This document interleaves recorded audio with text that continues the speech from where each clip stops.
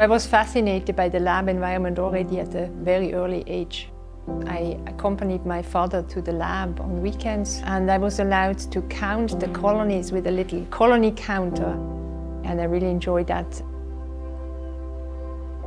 My life has actually been a journey from a non-academic to an academic environment. And this has been possible because I got a lot of support from my family, but also because of some amazing teachers that really sparked my curiosity.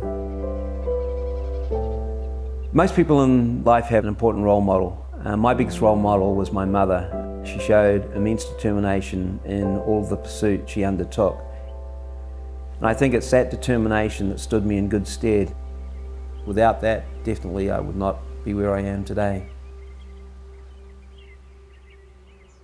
I guess my career in science started off at a very early age. In fact, it started off at the time I was born. My mother, when she was 14, contracted polio. And being a paraplegic, she was the first woman in New Zealand that gave natural birth. And so I was then written up as an article in the New Zealand Medical Journal. One of the things that my mum was really keen on was travel and being out in nature. So we'd travel around, stay in these campgrounds, and it sort of instilled in me a love of the outdoors and a love of nature. I grew up in Basel with my dad and my mom and a sister that's 6 years younger than I am.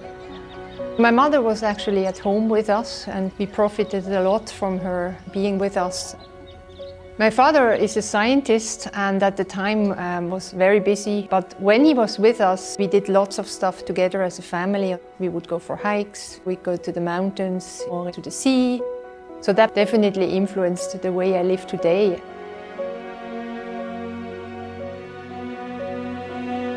I was born in Naxco, on an island south of Zealand. It was a working town with a big shipyard that was blooming when I was a child. My father was engineer at the shipyard, and my mother was at home, taking care of my sister and me, and later my younger sister.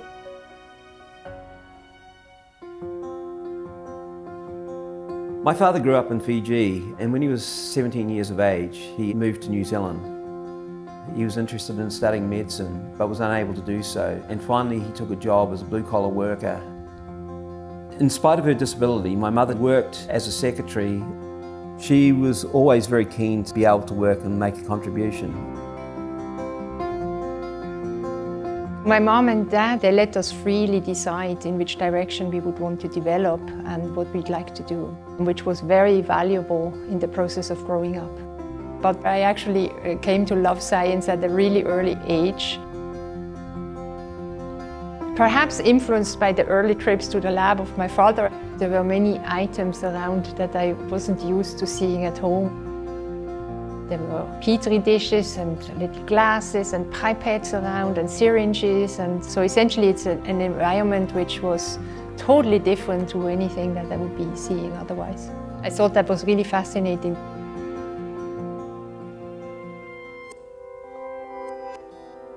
When I started in elementary school, I was not very good. I and still is to a certain degree dyslexic. So this was kind of a hindrance for me to progress. I was 5 years of age when my father left. It was a real struggle for my mum. Although we didn't see it, my mum was really stressed. And so when I was about 8 years of age, she had a nervous breakdown and was then offered a stay in a rest home close to Hamilton. The patron of the rest home took our family under his wing. We were provided with a house that was fully furnished. It really gave us the opportunity to make a fresh start. My grandfather, he was principal of one of the local schools. He was home tutoring me, and that was a very, very, very good thing for me. I really caught up, and when I went into high school, I thought I was hanging on pretty well. There was a whole team of newly graduated teachers. They were super enthusiastic and created an atmosphere that actually nurtured curiosity. In particular, my biology teacher was fantastic and sparked my interest in the function of the human body.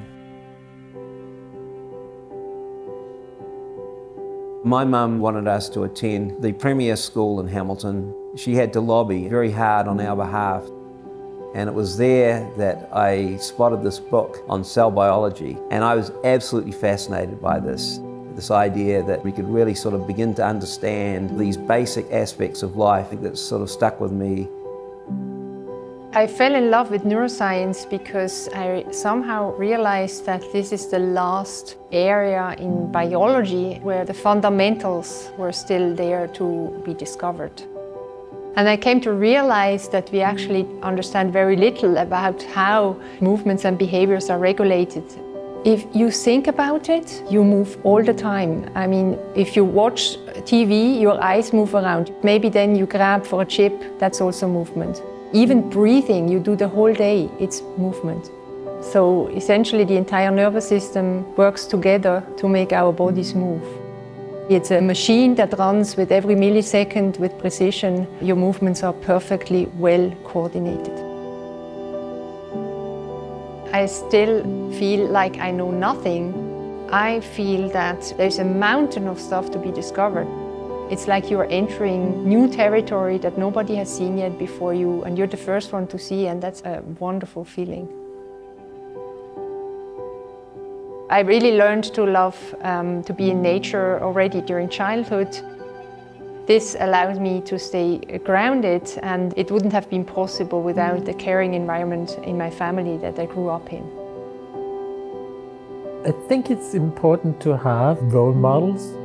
I am grateful for everyone that has been in that role. My family and the teachers have also been an inspiration. And in my current life, my wife Inga, she has been an immense inspiration for me and a very strong support that I appreciate very much. When we moved to Hamilton and were provided with a house, this really gave us an opportunity to change our lives as a family. One of the ways I can give back is by volunteering for Habitat for Humanity, which builds houses for low-income, disadvantaged people. I don't think that I would be where I am without my mum, not only as a role model, but just in terms of the life that she really created for us. I'm very grateful to have experienced a very carefree childhood. Not many people are that fortunate, and I'm totally aware of that. Childhood is something that is the foundation for your adult life. And if your childhood is a good one, it also gives you confidence for the rest of your life.